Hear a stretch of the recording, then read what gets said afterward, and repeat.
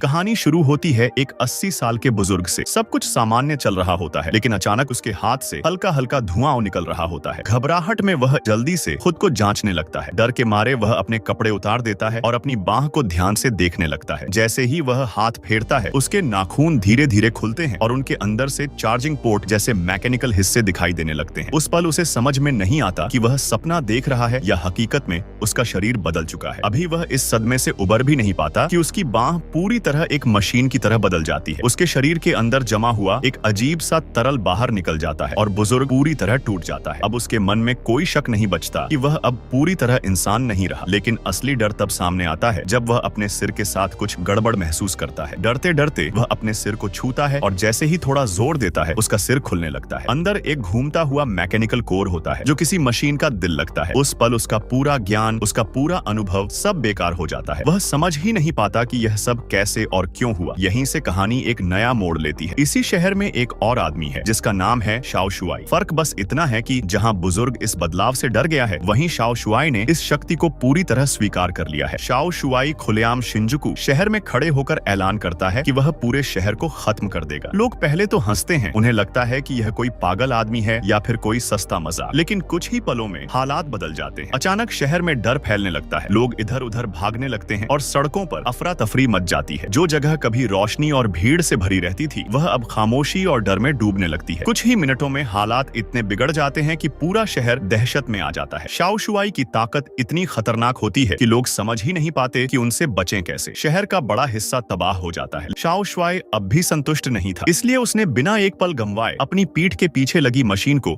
सक्रिय कर दिया। अचानक दर्जनों निगरानी मिसाइलें दाग दी गईं। वह दोनों हाथों को ऐसे लहराने लगा जैसे कोई पियानो वादक धुन बजा रहा हो और उसकी उंगलियों के इशारों पर मिसाइलों की दिशा बदलने लगी। कुछ ही सेकंड में वे सीधी रेखा में आगे बढ़ी। तभी लोगों को एहसास हुआ कि हालात बेहद खराब हो चुके हैं। किसी ने सोचा भी नहीं था कि शाओ शुआई पूरी शिंजुकू सिटी को तबाह करने का फैसला कर लेगा। 3 सेकंड भी नहीं बीते और पूरा शहर खंडहर में बदल गया। अपने ही हाथों से मचाई गई तबाही को देखकर वह अंतिम हमला करने ही वाला था कि तभी एक बूढ़ा आदमी वहां पहुंच गया। बूढ़े ने रोकने की कोशिश की, लेकिन उसका हमला शाओ शुआई के लिए महज गुदगुदी जैसा था। ताकत का फर्क साफ दिखाई देता है। शाओ शुआई हर मामले में उससे आगे होता है। बुजुर्ग समझ जाता है कि सीधी लड़ाई में जीत उसकी किस्मत में नहीं है, इसलिए वह बस किसी तरह समय खींचने की कोशिश करता है। जैसे ही शाओ शुआई अपनी सुपर फॉर्म में जाने वाला था, बूढ़ा डर के मारे दूर जा गिरा। फिर भी शाओ शुआई ने उसका पीछा नहीं छोड़ा और अपने शरीर से ट्रैकिंग मिसाइलें दाग दी। बूढ़ा बुरी तरह घायल हो गया, लेकिन किसी तरह बच निकला। भागते हुए उसे अपनी बेटी का मदद का संदेश मिला। वह एक ऊंची इमारत में फंसी थी। उस पल बुजुर्ग के लिए पूरी दुनिया सिमटकर सिर्फ उसकी बेटी तक रह जाती है। अब यह लड़ाई सिर्फ शहर को बचाने की नहीं रहती, ये एक पिता की लड़ाई बन जाती है। वह अपनी जान की परवाह किए बिना लोगों को बचाता हुआ उस इमारत तक पहुंचता है और किसी तरह अपनी बेटी को सुरक्षित निकाल लेता है। लेकिन अब टकराव टालना नामुमकिन हो जाता है। शाओ शुआई और बुजुर्ग आमने सामने होते हैं। आखिरकार दोनों की सीधी टक्कर हुई। जब शाओ शुआई को लगा कि जीत उसकी है, तभी बूढ़े ने एक ऐसा हमला किया जो नुकसान कम लेकिन अपमान ज्यादा था। ऐसा लगता है जैसे इंसान